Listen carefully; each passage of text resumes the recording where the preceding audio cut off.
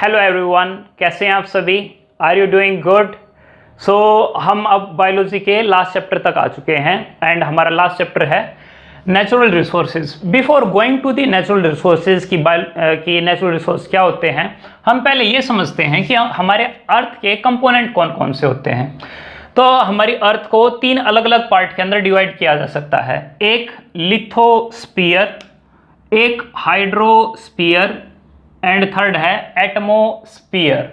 तो तीन अलग अलग स्फीयर यानी तीन अलग अलग बॉडी मान रखिए कि हमारी अर्थ जो है वो इन तीन चीजों से मिलकर बनी हुई है। जैसे पहला जो हमारा पार्ट है लिथोस्फीयर, यानी कि एक ऐसी बॉडी है जिसके अंदर पाई जाती है क्या, सॉलिड क्रस्ट। सॉलिड क्रस्ट यानी कि सोयल, या इन अदर वर्ड हम इसको क्या कह सकते हैं, लैंड। यानी कि एक तो हमारी अर्थ का वो पार्ट है जहां पर लैंड मिलता है हमें। सेकंड हमारा हाइड्रोस्फीयर, हाइड्रोस्फीयर स्फीयर यानी बॉडी, और हाइड्रो का मतलब वाटर। एक दूसरा ऐसा पार्ट है जिसके अंदर क्या पाया जाता है, वाटर जो है पाया जाता है। अराउंड हमारी अर्थ के अंदर 71% तो वाटर ही प्रेजेंट है। आप सभी को पता है कि महासागर जो है वो रिलेटिवली ज़्यादा है एंड अगर हम लैंड का पार्ट देखेंगे तो वो रिलेटिवली काफ़ी कम पार्ट है। तो यानी कि जो वाटर का पार्ट है वो अर्थ के ऊपर कुछ ज़्यादा है। अगर हम एटमॉस्फेयर की बात करें तो एटमॉस्फेयर के अंदर गैसेस आती हैं that act as an blanket. Blanket क्या होता है, एक कंबल। जिस तरीके से आप सोते वक्त कंबल अपने ऊपर जो है डालते हो, उसी तरीके से जो हमारी अर्थ है उसको चारों तरफ से सराउंड कर रखा है एयर ने। तो यानी कि वो बिहेव करने लग रहा है किसकी तरह, एक ब्लैंकेट की तरह। यानी कि हमारी अर्थ की तीन अलग अलग कंपोनेंट हो सकते हैं। क्या क्या? लैंड हो सकता है, वाटर हो सकता है एंड एटमॉस्फेयर हो सकता है।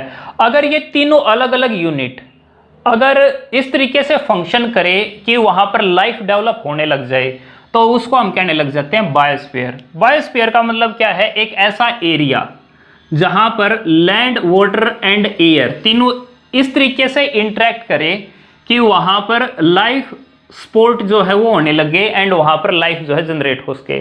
देखिए ये बात बड़ी सिंपल सी है, पूरी अर्थ पे हर जगह लाइफ जो है वो पॉसिबल नहीं है। कहीं पर वाटर कम है, कहीं पर वाटर ज़्यादा है, या फिर हो सकता है कि वहाँ पर सैलिनिटी की प्रॉब्लम हो, या फिर वहाँ का टेम्परेचर जो है वो ज़्यादा हो, या एयर जो है वो वहाँ पर रिलेटिवली काफ़ी ज़्यादा कम हो। तो अलग अलग कंडीशन हो सकती है। तो हर जगह लाइफ जो है पॉसिबल नहीं है।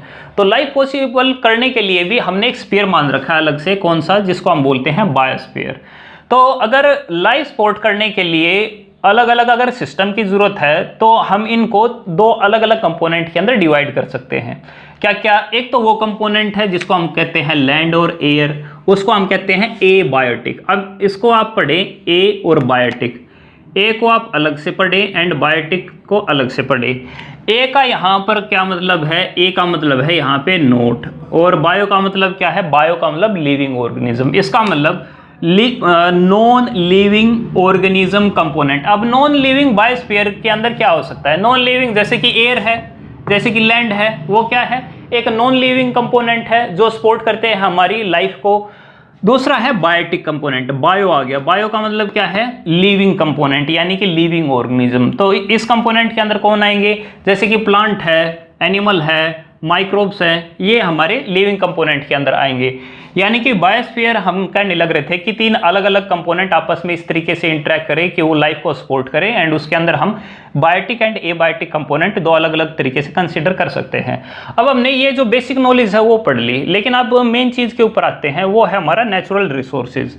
अब नेचुरल रिसोर्सेज का मतलब क्या है, रिसोर्स का मतलब संसाधन, ऐसे संसाधन जो हमें नॉर्मली फ्री में मिलते हैं नेचर से। अब नेचर से फ्री में हमें क्या क्या मिलता है, थोड़ा हम उस चीज़ के ऊपर बात करते हैं।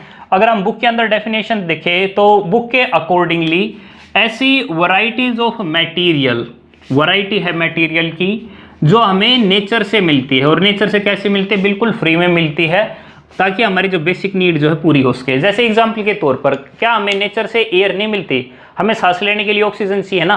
क्या ऑक्सीजन के लिए हम नेचर को पैसे देते हैं? नहीं। सोइल के ऊपर हम कोई भी फसल उगाते हैं, क्या हम सोइल को पैसे देते हैं? नहीं। हम पानी जो है वो निकाल लेते हैं, ग्राउंड वाटर, एंड अल्टीमेटली जो है उससे अपनी लाइफ जो सस्टेन करते हैं। क्या ये सभी हमें फ्री में नहीं मिलने लग रहे? बिल्कुल मिलने लग रहे हैं। क्या ये हमारी लाइफ को सस्टेन नहीं करने लग रहे?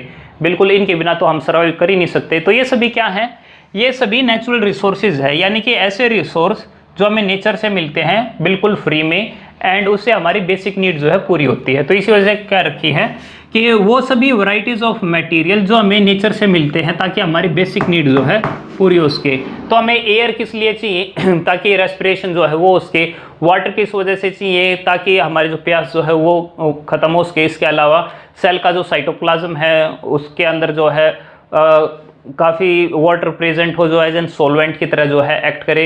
इसके अलावा और भी डिफरेंट पार्ट के अंदर जो है अलग अलग फूड की या फिर दूसरे न्यूट्रिशन की जो है ज़रूरत पड़ती है, जो अल्टीमेटली कहाँ से मिलती है, हमें नेचर से मिलती है। तो नेचर से हमें जो रिसोर्स मिलते हैं जिनको हम नेचुरल रिसोर्स कहते हैं वो दो अलग अलग तरीके से होते हैं, डिपेंडिंग अपॉन किस तरीके से उनका यूज़ किया जाता है। पहले तो वर्ड को ही देखो, इनएक्सहॉस्टेबल, यहाँ पर इन आ गया और यहाँ पर एक्सहॉस्टेबल है, यहाँ पर इन जो है वो नहीं आया। एग्जॉस्ट का मतलब है ख़त्म होना और टीएबल का मतलब है होने लायक, और इनका लग गया यानी कि नोट, यानी कि ऐसे संसाधन जो कभी भी ख़त्म नहीं होंगे। वो पहले भी थे, आज भी हैं, और जब तक हम जिंदा रहेंगे तब तक तो वो रहेंगे ही, एंड लाखों करोड़ों साल तक जो है वो हमेशा जो है बने रहेंगे। एंड वो संसाधन चूंकि कभी भी ख़त्म नहीं हो सकते तो उनका यूज जो है हमें ज़्यादा करना चाहिए। तो वो सभी रिसोर्स जो एग्जॉस्ट नहीं हो सकते, चाहे उसका कितना भी कंटिन्यूसली यूज़ करते रहो, जैसे कि एयर है। क्या एयर कभी खत्म हो सकती है? नहीं, जब तक ग्रेविटी खत्म नहीं होगी तब तक एयर भी खत्म नहीं होगी, एयर हमेशा सर्कुलेट करती रहेगी एटमॉस्फेयर के अंदर। क्या सोलर एनर्जी कभी खत्म हो सकती है? क्या सन कभी डिस्ट्रॉय हो सकता है? सन अगर डिस्ट्रॉय हो गया तो हम कैसे बचेंगे? नहीं। तो सन है तो हम हैं, और सन नहीं है तो हम तो होंगे ही नहीं। तो क्या हमसे पहले क्या सन नहीं था? पहले भी था। क्या आने वाले टाइम के अंदर नहीं होगा? आने वाले टाइम के अंदर भी होगा। अब लाखों करोड़ों सालों तक तो रहेगा, अब उसके आगे का तो हमें जो है पता नहीं है। तो यानी कि हमें कुछ ऐसी रिसोर्सेज, ऐसी चीज़ें मिलने लग रही है जिसके द्वारा हम कंटिन्यूसली जो है उसका यूज अप जो है वो करते हैं। जैसे सोलर एनर्जी को अगर हम देखें, आज के टाइम पे हम एनर्जी जो है, इलेक्ट्रिसिटी जो है वो बनाने लग रहे हैं। सोलर पैनल जो है आजकल घर घर के अंदर लगने लग रहे हैं, खेतों के अंदर जो है अलग से जो है इनका यूज़ किया जाता है ट्यूबवेल लगाने के अंदर। आजकल तो आप हर जगह देखोगे तो हर जगह जो है सोलर पैनल जो है वो निकले हुए हैं। सोलर सिटी अलग से बनने लग रही है इंडिया के अंदर, पर्टिकुलरली इसी वजह से कि जो संसाधन हमें कंटिन्यूसली फीड करने लग रहे हैं हम उनका ज़्यादा यूज़ करें, दूसरे जो चीज़ें हैं उनका जो है रिलेटिवली कम यूज़ किया जाए। एयर का इसी तरीके से देखें, क्या एयर को यूज़ नहीं करते एज एन हम रिसोर्स? तो आपने विंड मिल देखी होगी, विंड मिल जब सर्कल लगाती है तो उससे इलेक्ट्रिसिटी जो है प्रोड्यूस होती है।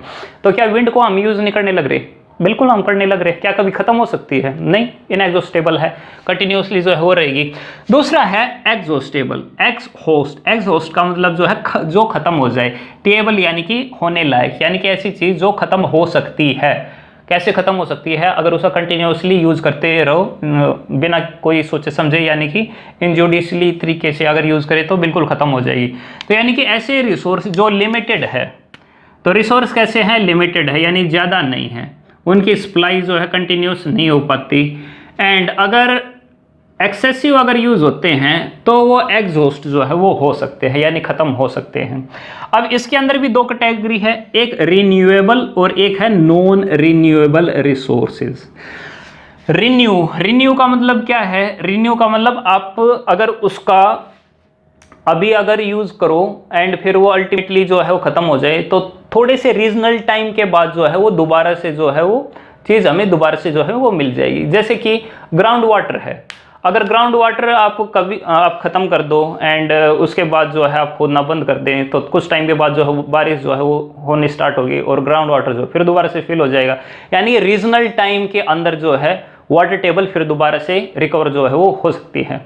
इसी तरीके से अगर आप सोइल को देखोगे तो सोइल भी एक रीजनेबल टाइम के बाद जो है दोबारा से रिकवर जो है वो हो सकती है, चाहे आज के टाइम पे कितना ज़्यादा पोल्यूशन जो है आप सोइल के ऊपर फैलाने लग रहे हो। लेकिन अगर 5, 10, 20 साल तक अगर आप रुके रहो तो अगर कुछ ना करो तो अल्टीमेटली बिल्कुल फर्टाइल सोइल हो जाएगी हर जगह। तो कारण बड़ा सिंपल सा है कि रिन्यूएबल जो है यानी कि एक लिमिटेड टाइम तक, एक रीजनेबल टाइम तक उसको जो है दोबारा से रिन्यू जो है किया जा सकता है। तो उसका जुडिशली यूज करना चाहिए ताकि उसकी सप्लाई कभी भी कम जो है वो ना हो। लेकिन नॉन रिन्यूएबल की अगर हम बात करें तो इनका रीजनेबल टाइम के अंदर रिसाइकलिंग नहीं हो सकती। They require more time to get the continuous supply of the specific substance. जैसे कि कोयला है भाई, अगर कोयले को आज हम काफ़ी ज़्यादा अगर इनजुडिशली अगर हम यूज़ करते रहे और उसको कम्प्लीटली ख़त्म कर दें, तो क्या कोयला दोबारा से मतलब 1 साल 2 साल के बाद हमें मिलना स्टार्ट हो जाएगा?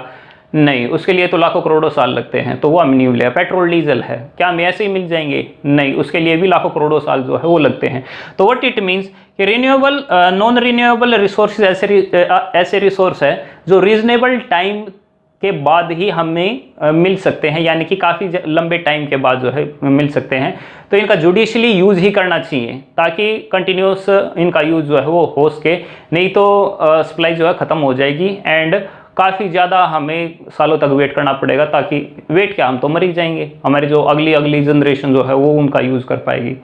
एंड इसके नंबर को हम बढ़ा नहीं सकते, लेकिन इसका जो नंबर है यानी रिन्यूएबल चीज़ों का है, उनका नंबर जो है हम बढ़ा सकते हैं। जैसे वाटर टेबल हम कभी भी बढ़ा सकते हैं, बारिश ज़्यादा करवा सकते हैं। We have certain techniques for this. अगर हम और आगे देखें तो there are atmospheric layer of our earth. तो ये हमारी अर्थ है एंड इस अर्थ के ऊपर 4 अलग अलग से लेयर बनी हुई है। पहली लेयर ट्रोपोस्फियर की, दूसरी लेयर स्ट्रेटोस्फियर की, तीसरी लेयर मीजोस्फियर की एंड फोर्थ लेयर है हमारी थर्मोस्फियर की। उसके बाद में जो जितना भी पार्ट बच जाता है उसको हम कह देते हैं एक्सोस्फियर, यानी कि कंप्लीटली स्पेस जो है वो बच गया। ट्रोपोस्फियर 1 से 10 किलोमीटर तक होता है। 1 से 10 किलोमीटर वाला एरिया ऐसा एरिया होता है जहाँ पे बारिश होती है, जहाँ पे एयरप्लेन जो है वो मूव करते हैं। एयर यहाँ पर काफ़ी ज़्यादा अमाउंट में जो है पाई जाती है। एयर यहाँ पर जो ज़्यादा अमाउंट के अंदर पाई जाती है, उस एयर के अंदर 78.09% जो है वो नाइट्रोजन पाई जाती है, यानी सबसे ज़्यादा नाइट्रोजन मिलेगी, उसके बाद ऑक्सीजन मिलती है, उसके बाद जो है CO2 जो है वो मिलती है एंड अदर गैसेज या फिर वाटर वेपर जो है अराउंड लगभग 1% जो है वो हमें देखने को मिलता है। स्ट्रेटोस्फीयर जो है उसके अंदर एक इम्पोर्टेंट लेयर है जिसको हम कहते हैं ओजोन। नाम सुना है ओजोन का?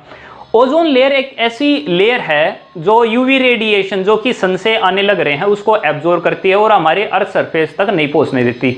अगर यूवी रेडिएशन यानी अल्ट्रावायलेट रेडिएशन अगर हमारी अर्थ तक पहुंच जाए तो कंटिन्यूअसली अगर स्किन के ऊपर अगर उनका एक्सपोजर होता रहे, they can cause skin cancer. तो हमें स्किन कैंसर से और डिफरेंट अलग अलग डिजीज से बचाती है कौन? स्ट्रेटोस्फीयर के ऊपर प्रेजेंट हमारी जो ओजोन की लेयर है वो। इसके ऊपर ये कहाँ तक प्रेजेंट होता है? 11 से 30 किलोमीटर तक। इसके बाद जो है मीजोस्फीयर आता है, फिर थर्मोस्फीयर। थर्मोस्फीयर नाम से क्लियर है, यहाँ पर टेम्परेचर काफ़ी ज़्यादा है। एंड एक्सोस्फीयर तो स्पेस हो ही गया जो कि 400 किलोमीटर के ऊपर जो है वो प्रेजेंट होता है। तो जो हमारी एयर है वो एक्चुअल में क्या करती है? एक्चुअल में एक जो है ब्लैंकेट है।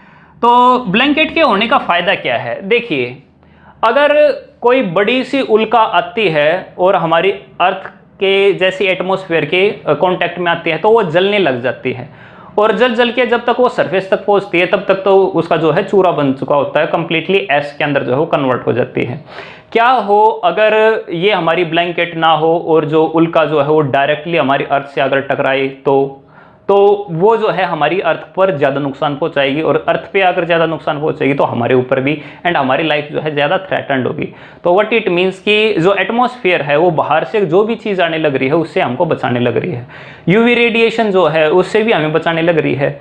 अच्छा, एक चीज़ हमने देखी कि जो मार्स है, जो वीनस है, वहाँ पर अगर CO2 काफ़ी ज़्यादा है या फिर अगर हम देखें एटमॉस्फेयर नहीं है तो होता क्या है कि अगर सन जब निकलता है तो वहाँ पर टेम्परेचर बहुत ही ज़्यादा है और जब सन वहाँ पर नहीं होता यानी कि जब सन सेट हो जाता है तो वहाँ टेम्परेचर काफ़ी ज़्यादा ठंडा होता है। जैसे कि मून है, मून जब दिन के टाइम पे देखते हैं तो वहाँ टेम्परेचर बहुत ही ज़्यादा बढ़ जाता है एंड जैसे ही सन सेट होता है तो वहाँ का टेम्परेचर काफ़ी ज़्यादा ठंडा हो जाता है। कारण क्या है? एयर नहीं है, यहाँ पर एयर है। तो उससे क्या होता है, जो भी सोलर रेडिएशन यहाँ पे आती है तो जो हमारी एयर है उसको कंटिन्यूअसली फ्लो करती है, तो एक सरफेस को गर्म नहीं होने देती।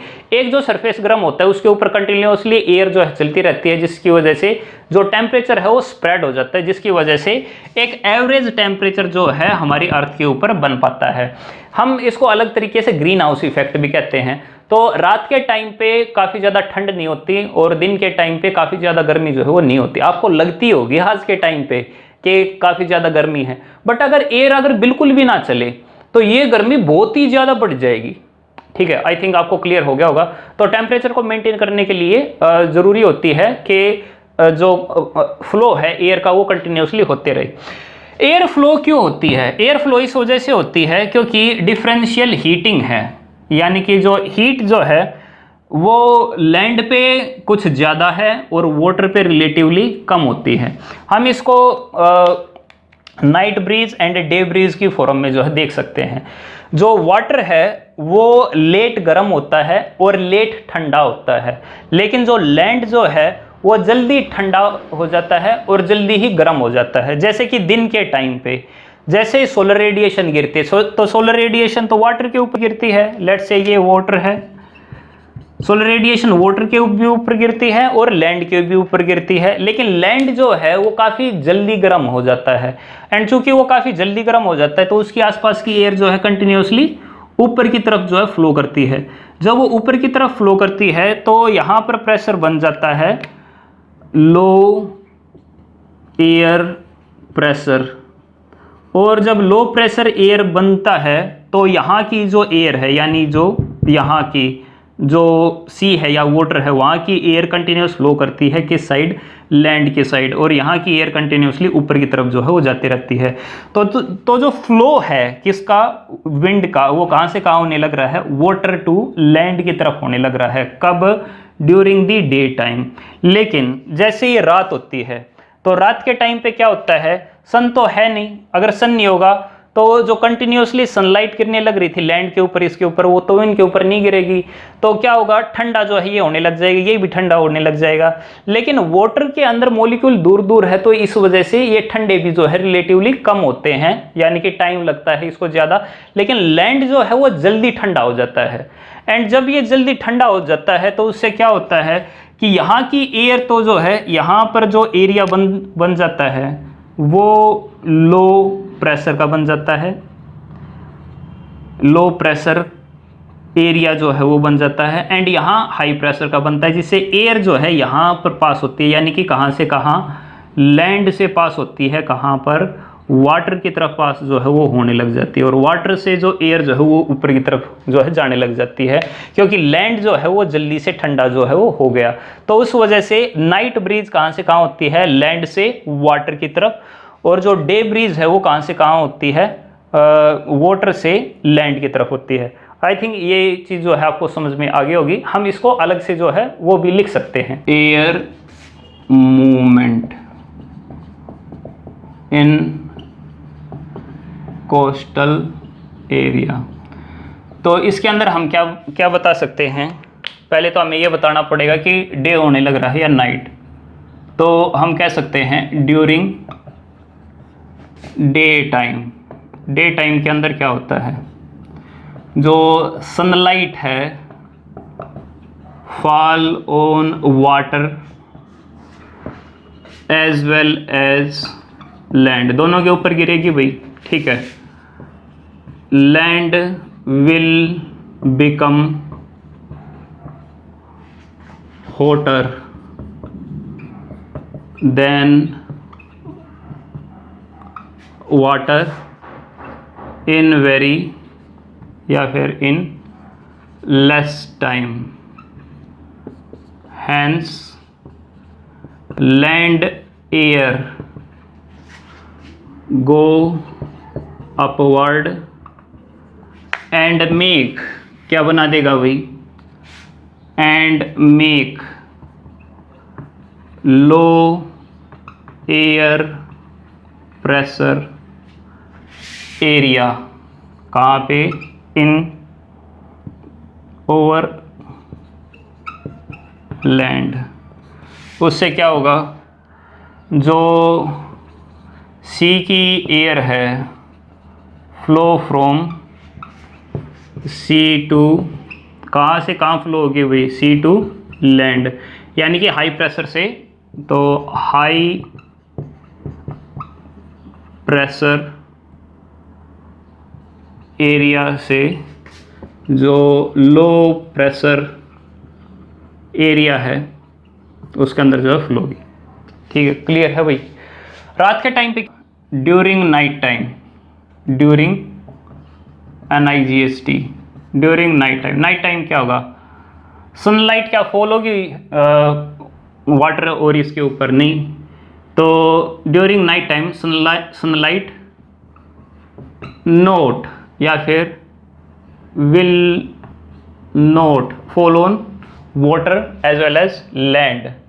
तो land will become cooler than water in very less time. Hence जो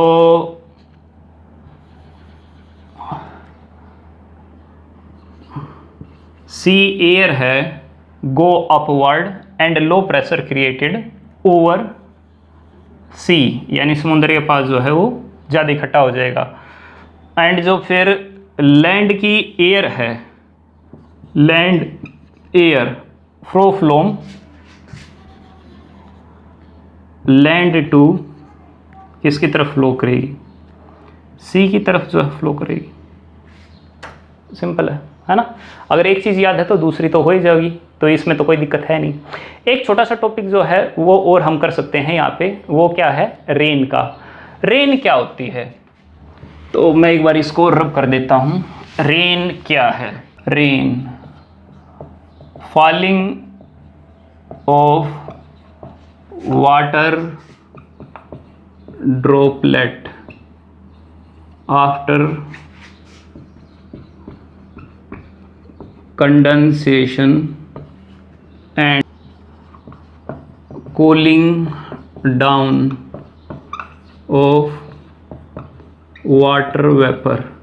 तो वाटर वेपर जो ऊपर जाते हैं तो उनके अंदर कंडेंसेशन होती है जब वो कूल डाउन होता है, एंड वाटर की ड्रॉपलेट जो है नीचे की तरफ जो है गिरने लग जाती है। अब कौन कौन से स्टेप्स हैं जो रेन करवाते हैं? वेल, फर्स्ट स्टेप क्या होती है कि water vapour will form due to respiration. जब हम रेस्पिरेशन करते हैं तो उस टाइम पे क्या होता है? सांस से वाटर वेपर जो है बाहर निकलते हैं। प्लांट क्या करते हैं? ट्रांसपिरेशन करते हैं, और ट्रांसपिरेशन जब करते हैं तो उससे भी वाटर वेपर जो है बाहर निकलते हैं। Evaporation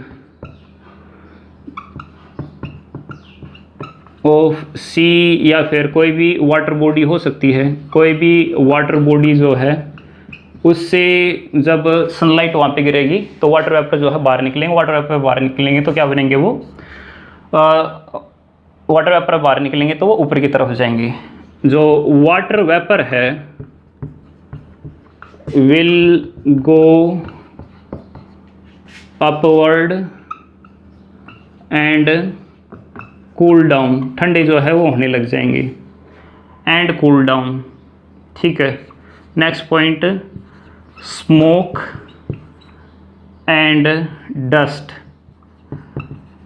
act as nuclei for किसके लिए? वाटर वेपर के लिए, for water vapour, and they start condensing and form क्या बना देगी? क्लाउड जो है वो बना देगी। ठीक है जी। उसके बाद क्या होगा? When these water drops collide it become heavy and it drop to earth which we call rain। तो इसको हम क्या बोलते हैं? रेन कहते हैं। हमारे यहाँ पर मानसून आते हैं। मानसून कम्स फ्रॉम, कहाँ से आते हैं भाई? मानसून का मतलब क्या है? वो हवा जो अपने साथ में वाटर वेपर जो है लाती है, जिसकी वजह से बारिश होती है। ये कहाँ से होती है? जो हमारा साउथ वेस्ट वाला पार्ट है, या फिर हमारा नॉर्थ वेस्ट वाला जो रीजन है उसके थ्रू आती है, जिसकी वजह से बारिश होती है। तो क्या हवा का जो फ्लो होने लग रहा है, क्या वो बादल को चेंज कर देता है? बिल्कुल भाई, कहीं पर अगर पहाड़ आ जाए तो उससे क्या होता है, वो उससे टकराता है, अल्टीमेटली वहाँ पर जो है ज़्यादा बारिश करा देता है। अगर अनइक्वल तरीके से वहाँ पर हीटिंग होने लग रही है तो वो भी एक जोन बन जाता है। तो पर्टिकुलरली जो ज्योग्राफी होती है उसके ऊपर काफ़ी ज़्यादा कुछ डिपेंड करता है कि बारिश जो है कहाँ पर हो। सो आई एम होपिंग कि ये काफ़ी ईजियर टॉपिक था एंड आपको समझ में भी आ गया होगा, एंड आप होमवर्क भी जो है काफ़ी जल्दी जो है मुझे दिखा देंगे। सो एंडिंग की तरफ आने लग रहे हैं, तो खुश रहें, वीडियो को देखते रहें, पढ़ते रहें। Thanks for watching.